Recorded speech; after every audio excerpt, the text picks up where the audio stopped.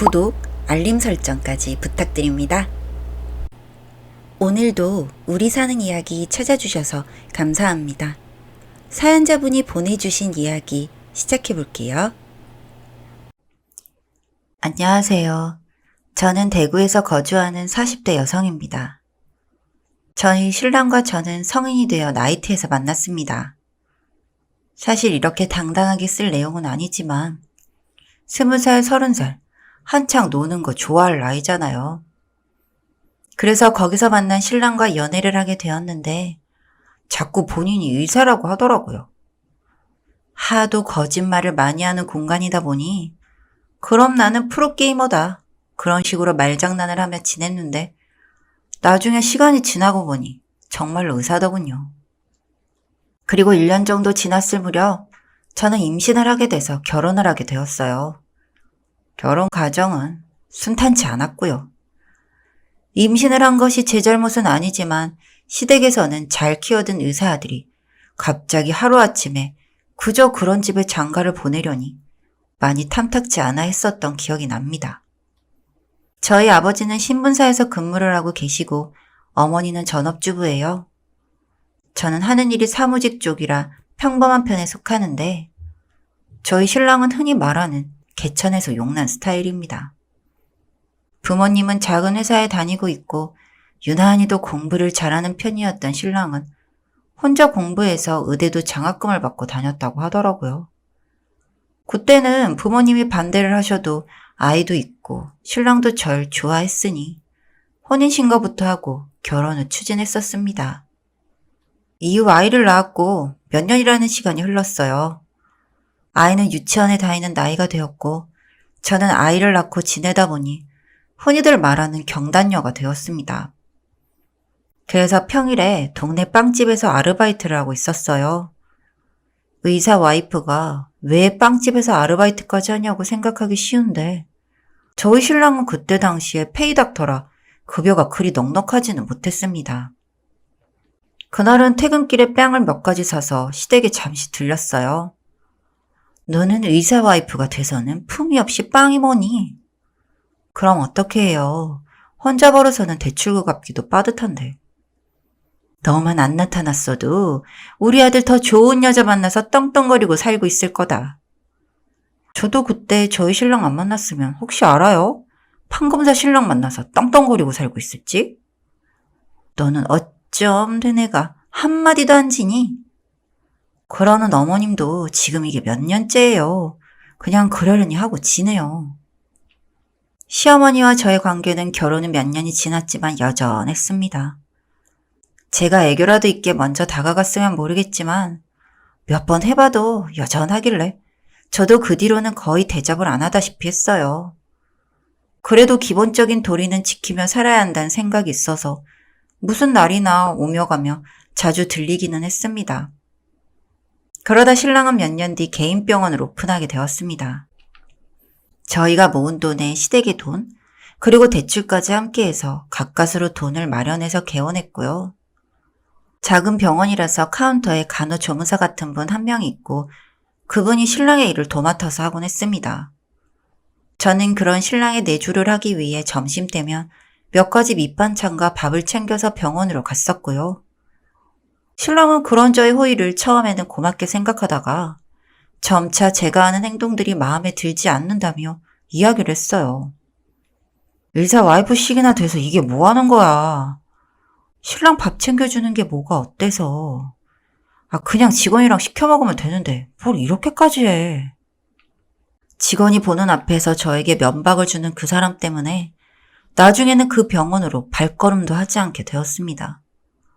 그러다 우연히 맘카페를 보다가 저희 신랑이 일하는 병원이 친절하다는 글이 보여서 좋은 마음에 그 글을 읽어보는데 젊은 부부가 운영하는 병원이고 의사도 그 와이프도 싹싹해서 자주 가야겠다는 글이었고 그 밑으로 부부가 금슬이 좋네 어떻네 하는 글이 쓰여 있었어요.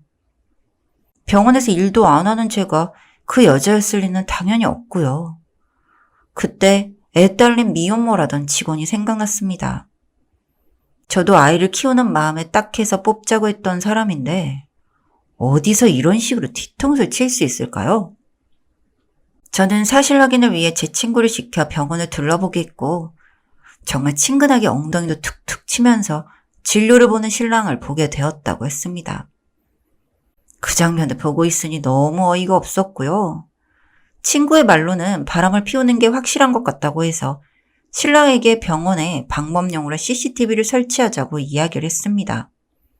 처음에는 무조건 싫다고 하다가 방법용이라고 했더니 아무 생각 없이 알겠다고 하던 그 사람. 저는 그 CCTV를 휴대폰으로 보면서 점심시간이 되면 그 여자랑 서스름 없이 휴게실 안에서 더러운 짓을 하는 것까지 보게 되었어요. 그러면서도 점심시간이 지나니 아무렇지도 않다는 듯이 일을 하던 그 모습이 왜 그리 웃기던지. 신랑은 바람을 피우면서 집에도 눈에 띄일 정도로 소홀해졌는데 마치 저에게 당장이라도 이혼을 요구할 것처럼 트집을 잡기 시작했어요. 뭐 집에서 일을 하는 주제에 집이 더럽다느니 애 밥을 왜 이런 인스턴트를 먹이냐고 한다거나 저한테 마치 다른 남자가 있기라도 바라는 것처럼 행동하길래 저는 제 휴대폰에 잠금 설정도 안 해두고 휴대폰을 보라고 했어요. 그러면서 당신 휴대폰도 좀 보자고 했더니 다급하게 태세 전화를 하는 멍청한 신랑놈. 매번 병원 CCTV 영상을 보고 있다 보니 월요일이 아무래도 손님이 제일 많더라고요. 그래서 저는 두 넌놈이랑 끝을 보기 위해서 병원에 찾아갔습니다.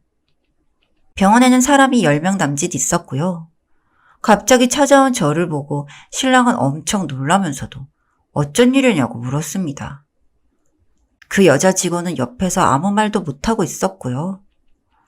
사람들은 제 뒤로 물러나서 호기심 가득하게 그 상황을 보고 있었고 저는 준비해간 소화기를 그 두 사람을 향해서 뿌렸습니다. 순식간에 작은 병원은 아수라장이 되었고 사람들은 혼비백산 도망을 갔습니다. 다행히 제 뒤에 있어서 다른 손님들에게 피해가 가진 않았지만 순식간에 병원 안이 엉망이 되어버렸어요. 당신 미쳤어? 이게 무슨 짓이야? 무슨 짓? 내가 당신 이러고 다니라고 그렇게 뒷바라지한 줄 알아? 뭐? 당신 전현이랑 여기서 만나고 있는 거 모를 줄 알았어? 애 엄마라는 여자가 이 일이나 잘할 것이지 왜 잘 살고 있는 남의 신랑을 꼬셔? 제가 화를 참지 못하고 가서 뺨을 때리자 그 여자는 저한테 무릎을 꿇고는 울기 시작하더군요.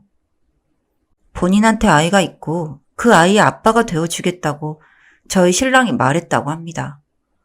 그러면서 이렇게 된 김에 신랑과 이혼해 줄 수는 없겠냐고 울며 비는 그 여자를 보고 있으니 헛웃음도 안 나오더군요. 그럼 우리 애는 어쩔까요? 아빠 없이 키우면 될까요? 뻔뻔한 것도 유분수지. 사모님. 여기서 사모님 행세는 다 해놓고 이제 와서 저한테 사모님이라뇨. 말이 되는 소리를 해야지. 저 사람 아무 말도 못하고 있는 거 보이죠? 사람 잘못 봤어요. 저 사람 딱 저 정도인 인간이야. 저는 뒤돌아 아무 상관도 없이 피해를 본 환자분들께 사과를 하고 집으로 돌아갔습니다. 그 다음날 맘카페에는 그야말로 난리가 났어요. 현장에 있던 사람들이 찍은 사진, 그리고 그 자리에서 모든 이야기를 들은 사람들의 구설수까지. 그 뒤로 저는 저희 집에서 현금화할 수 있는 물건들을 다 빼돌렸고요. 얼마 뒤 그 여자에게 상간녀 소송을 했어요. 가진 거 없다던데 그래도 털어서 먼지 안 나오는 인간이 없다고 얼마 안 되는 돈까지 저는 다 받았고요. 결국 이혼을 했습니다. 이혼을 하더라도 신랑이 망해가는 걸 최대한 곁에서 보고 싶어서 몇 달이나 더 있다가 이혼을 했어요. 맘카페의 이력이 대단한 건지 정말 그날 이후 신랑의 병원은 파리만 날리고 있었거든요. 그 일이 있고 나서 시댁에서도 저한테 다와 같이 죽자는 거냐며 한바탕 난리를 쳤지만 저는 그런 시어머니의 말을 가볍게 무시해버렸습니다. 짖는 개에 사람이 어떻게 일일이 반응하나요? 시어머님은 저한테 손해배상이라도 청구할 거라는데 제가 소문낸 것도 아닌데 그 소송이 잘 될진 모르겠네요. 그 여자도 빈털터리가 된 의사 신랑도 갖고 싶으면 재혼을 할지는 모르겠는데 돈밖에 모르는 그 집에서 시집살이를 잘 견딜지도 걱정이네요. 아무튼 저는 이렇게 신랑에게 시원하게 복수하고 이혼했고요. 얼마 전에 부동산에 들러보니 병원 자리에 임대 매물이 나와 있더라고요.